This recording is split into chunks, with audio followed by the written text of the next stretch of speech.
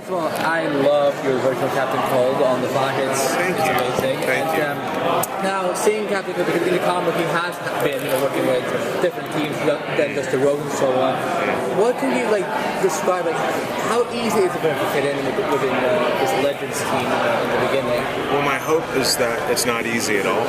I hope there's lots of conflict, fireworks. I think Captain Cold is used to calling the shots. He's used to being the guy, and now that has to change. And I think that'll be a problem for him, and therein is hopefully some great drama. There's a show on another network, Blind Spot, where Jamie Alexander has a full body tattoo. Have you seen her ink, and would you give her any advice for playing a character covered in a tattoo? I have not seen that show. My advice would be, if you have to wear it overnight, pat yourself down in baby powder. It'll keep you from sticking to the sheets. That's all I got.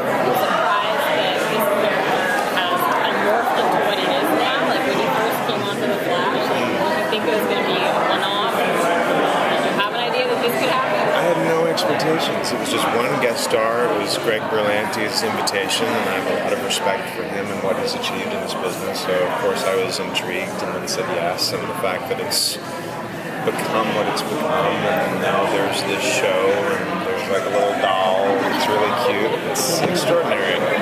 What can we expect from Snart's interactions with the group? How he gets along with them?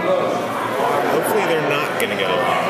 I think it is a bunch of heroes and villains who have to work together toward a common goal, which is to take on this sort of mega villain. But that doesn't mean they're going to be a happy family en route. As an audience member, I don't want to tune in to watch a show where everybody's getting along. It doesn't sound particularly interesting to me, so I think the purpose of Snart and Heatwave and Katie's character is to sort of keep things edgy and interesting. As an actor, how does an actor relate to his action figure? Is it just is it a thing, or does it become a talisman of a sort? Maybe both.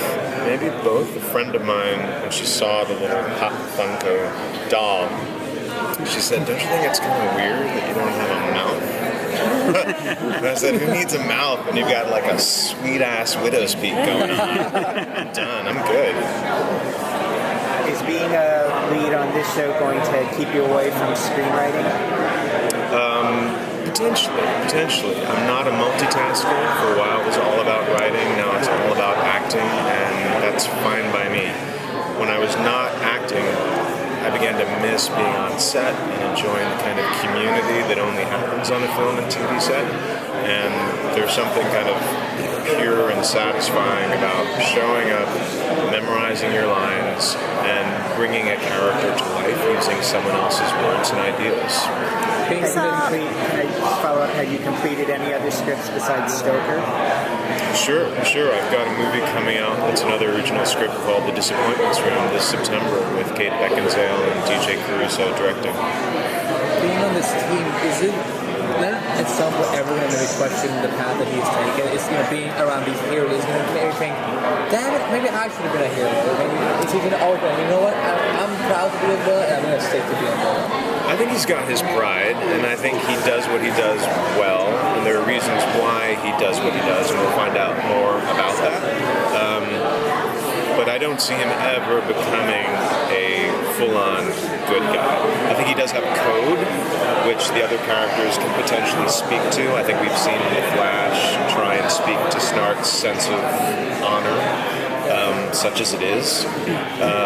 But my hope is that he stays a baddie, even though he's pursuing positive goals. Is the lesson maybe that good guys and bad guys are not separated by a great deal? I think the shades of gray characters are the most interesting. What I love about Snart is that Snart is Snart 24/7. He's never not Captain Cold, so if you ask him who he is, he'll tell you. And there's honesty and authenticity there, whereas you have some other characters running around in masks who are wrestling with secret selves and hidden identities, and if you ask them who they are, they might in fact lie to you, which is not quite heroic in the traditional sense. So I think there is something in Snart that is going to admirable and in alignment. He's always in alignment with himself, and I really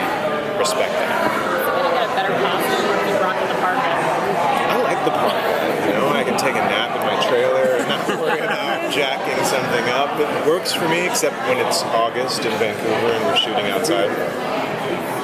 It seems like you're kind of like a brother's keeper to Heatwave. So could you talk a little bit more about that for Legends? Does that continue, or just, do you break away? And I feel like Captain Cold is, at this point, the one person that Heatwave potentially listens to some of the time.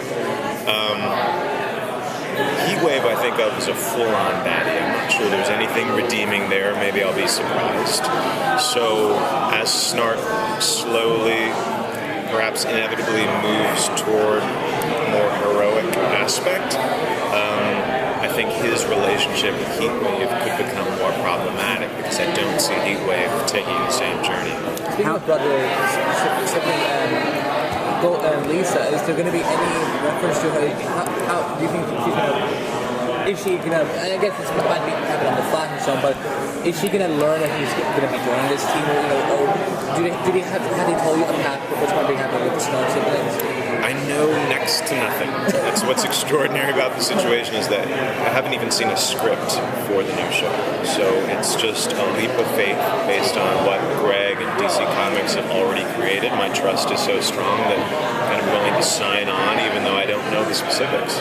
Working with Dominic, do you find as actors the choices you're making here, are they informed by the fact that you have history, that you've worked elsewhere together, that there's a pre-existing chemistry before this project? Yeah, I think our characters, Captain Cold and Heatwave, are meant to have history. We're meant to feel kind of like brothers who are getting along and not getting along at the same time, and Dominic and I just have that by virtue of our history as actors, which I think just adds another layer of juice to the script and the scenes. I have an old Prison Break question, but did you know about the brain tumor from the pilot that was ultimately revealed in the finale movie? Did not. I'm not sure I knew what was up 5 episodes from the pilot when we were shooting the pilot. It was all a surprise, and one of the things I love about the way Prison Break was handled was that we found out that the show was coming to an end, and we were able to wrap up the various storylines in a way that was satisfying for the fans. Well, there's a miniseries rumored over at Fox. Do you know anything about that? There is a conversation that is happening about a potential Prison Break reboot, but how? That's the big question. Redacted. I don't want to maybe Michael's involved, maybe not. It's kind of formative at this point, but my priority, Dominic's priority, is Legends, of course, but if and when there's some downtime and something else to shoot, potentially, we're open to it. It could be a prequel. We're starting the second week of September in Vancouver, and the show, I think, is set to debut winter 2016. Are you doing any additional preparations for the role? 2015, excuse me. What's that? Are you doing any additional preparations for, the fall? Because now you're going to be a series regular as Captain Cold. Are you doing any physical preparations, researching more, or just to add more to what you already have?